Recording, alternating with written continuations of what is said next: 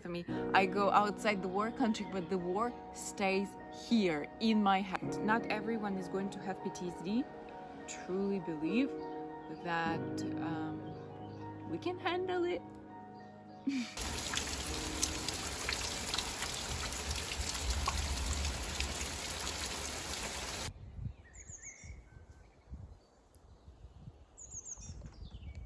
Hi everyone, welcome to my vlog.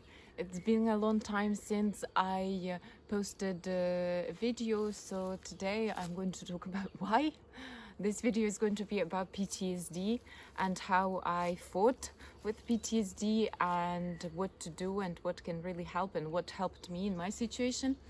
My trauma was connected to war, and maybe you have a different situation. I hope you will have a different situation, and even if it's something connected to family or work, I hope this video can help you. Okay, what is important to understand is that not everyone is going to have PTSD. Everyone is going to be in different conditions. Our situation was we stayed in Kiev for the first year of the full-scale war. Almost everyone left, and Kiev, which is a huge city, felt like it was empty. And I feel that we decided to stay. Maybe it was the correct decision. I don't think that I would choose differently. And then we moved out in the end of November. And then we had a couple of rough weeks in France as we got first to a pretty toxic environment, and then finally when we got to the place where we are right now, in a small village in the countryside with a beautiful nature. And this is kind of what also was a part of my healing process.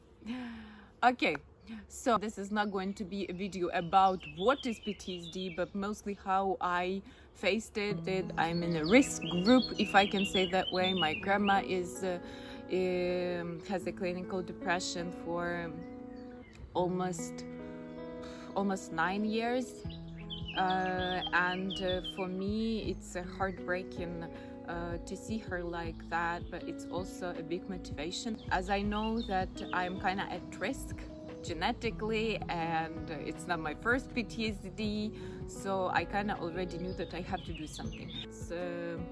When it comes to PTSD, the most important is to understand that everything that is connected to your mental health, both as to your physical health, is still connected to your personal choice. This is probably the most difficult thing that I used to hate, when my husband would tell me that it's all my choice, that it all depends on me and my reaction is, and so on. It's so difficult to hear it when you realize that traumatic event that happened to you didn't depend on you, and it was something that you couldn't control, connected to other people, or when a terrorist country decides that your nation should be genocide.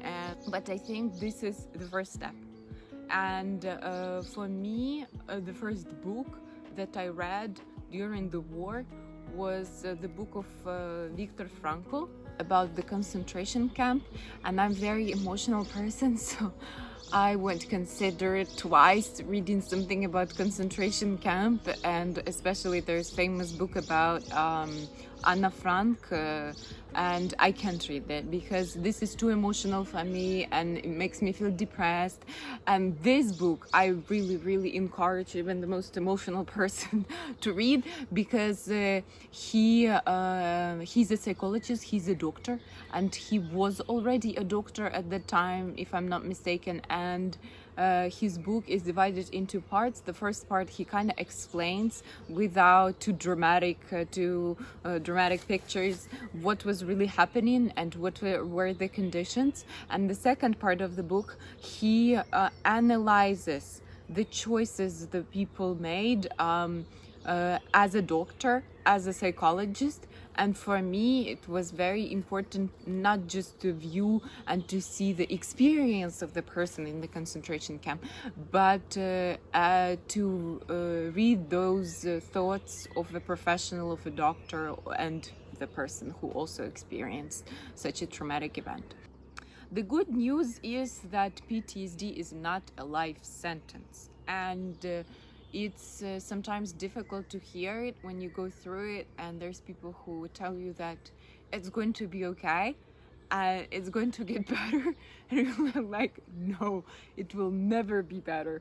It will always be with me. I go outside the war country, but the war stays here in my head, and this is how life will be. But I, as the person who thought that way, I am here to tell you that no, it's not true. You will get better. 2 golden rules that I actually had were first one, rule number 1 is to read.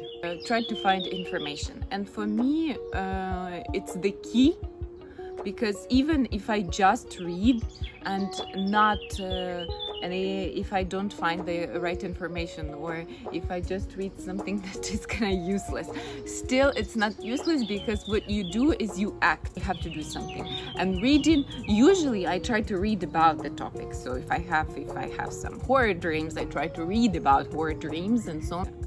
I have kind of fixer personality, so it comes naturally, and I try to find as much information as I can, and it has 2 good outcomes. First, I act, I do something, and then the second is that I actually find the good information that can help me.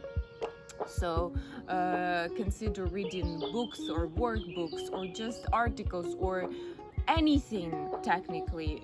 Even if it's not connected to PTSD or psychological or mental health, it's still very important.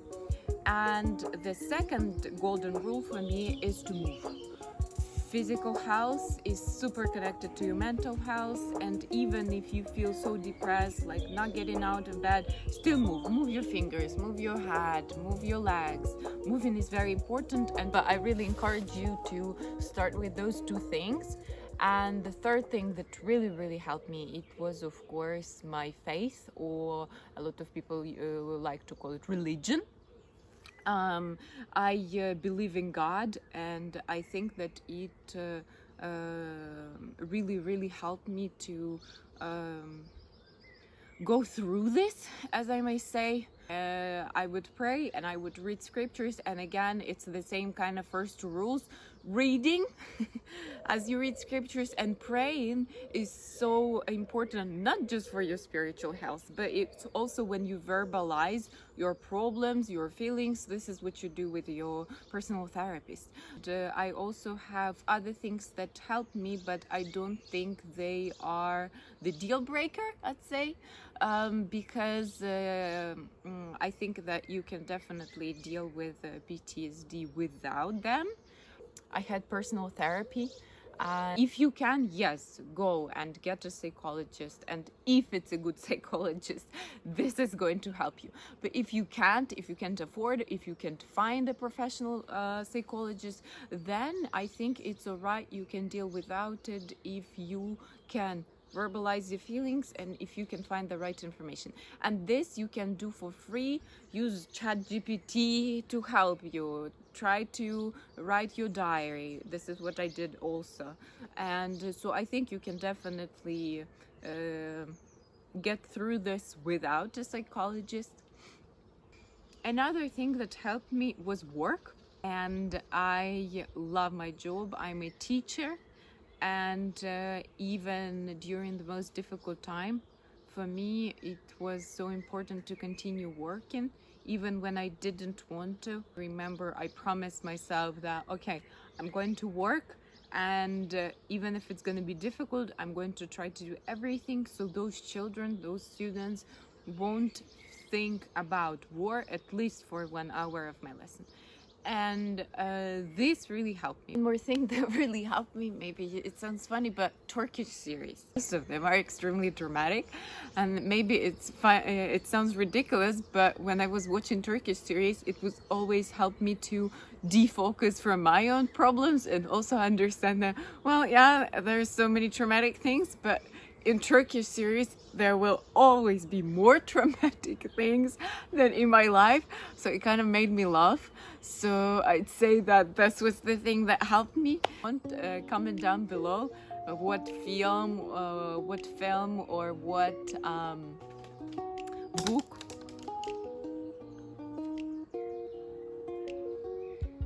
Oh my gosh, this was the bird. I will never sit down the tree again. Sometimes life sucks, but that's okay. We can handle it. If you enjoyed the video, subscribe and check out my other video on my YouTube channel. Bye!